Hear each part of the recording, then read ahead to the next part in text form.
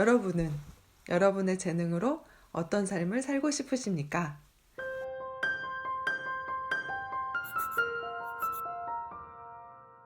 안녕하세요. 책방주인입니다.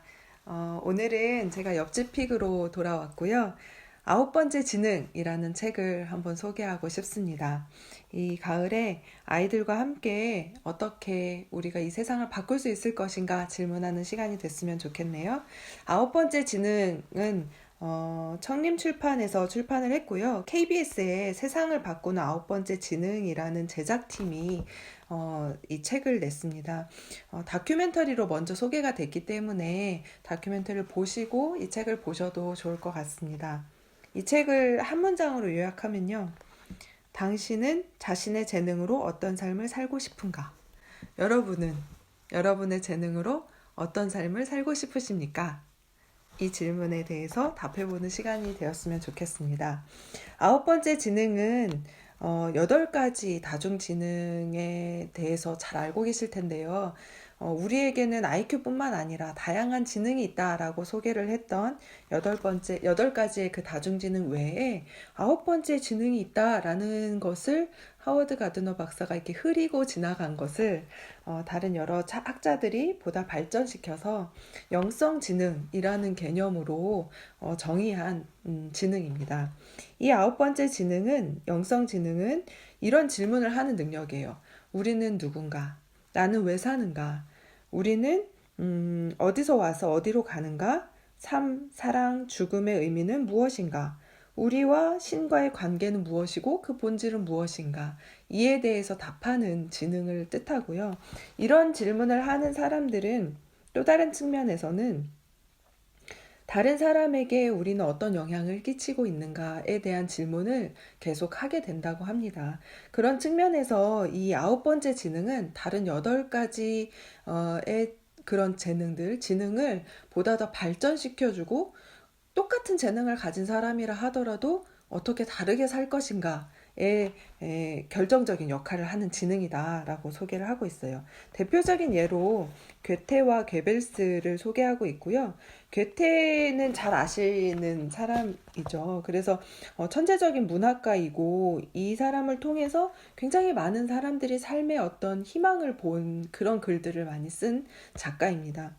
그런데 동시대에 똑같은 언어적인 천재적인 지능을 타고났던 괴벨스라는 사람이 있습니다. 이 사람은 히틀러의 입이라고 소개가 되고 있고요. 히틀러의 실제 많은 원고들, 그가 작성했던 어느 사람들을 선동했던 말들이 이 괴벨스로부터 탄생한 것입니다. 괴벨스의 대표적인 말로는 이런 것들이 있어요. 분노와 증오는 대중을 열광시키는 가장 강력한 힘이다. 나에게 한 문장만 달라 누구든지 범죄자로 만들 수 있다. 이런 그 살벌한 말들을 했는데요. 실제로 사람들이 열광했던 또 한 명의 천재입니다. 그렇다면 같은 지능을 가졌는데 왜 이렇게 다른 삶을 살았을까라는 것이 결국 9번째 지능에 우리가 주목해야 할 이유라고 소개하고 있습니다. 대표적인 사례로 이런 걸 볼 수 있어요. 원자폭탄을 만드는 맨하튼 프로젝트, 저도 학교 다닐 때 이걸 가지고 선배들하고 많이 토론했던 생각이 나는데요. 맨하튼 프로젝트의 과학자의 역할은 과연 무엇인가? 이런 질문들을 하면서 그들은 한 가지 목적만 가지고 있었어요. 어떻게 하면 원자폭탄을 잘 만들 수 있을까? 우리의 기술을 활용해서 어떻게 하면 원자폭탄을 만들 수 있을까였는데, 근데 만약 다른 질문을 했더라면, 누군가의 삶이 바뀌고 세상을 바꿀 수 있는 질문을 했더라면 어떻게 바뀌었을까라는 질문을 해보면서 그게 지금 우리에게 9번째 지능이 필요한 이유라고 설명하고 있습니다.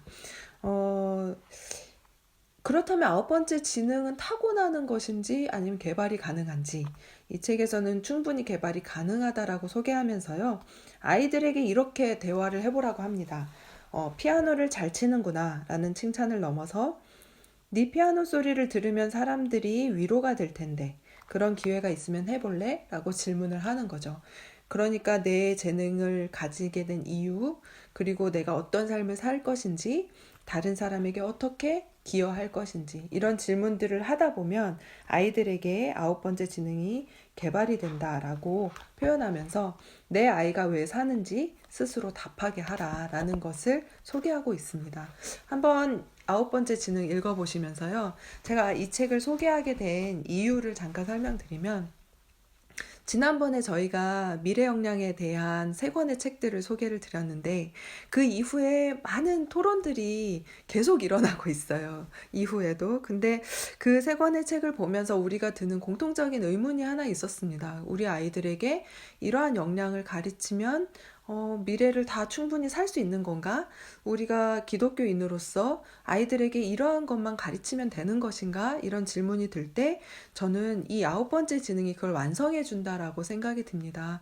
우리가 왜 사는지, 우리는 어떤 존재인지, 무엇을 위해서 다른 사람에게 어떻게 기여하기 위해서 살아가고 있는지, 왜 공부해야 하는지 이 질문을 아이들에게 답해 보라고 하면 결국에는 우리가 이 가진 각각의 다른 재능들이 이 사회에 필요한 모습으로 꽃피울 수 있지 않을까 이런 생각을 해보게 됩니다.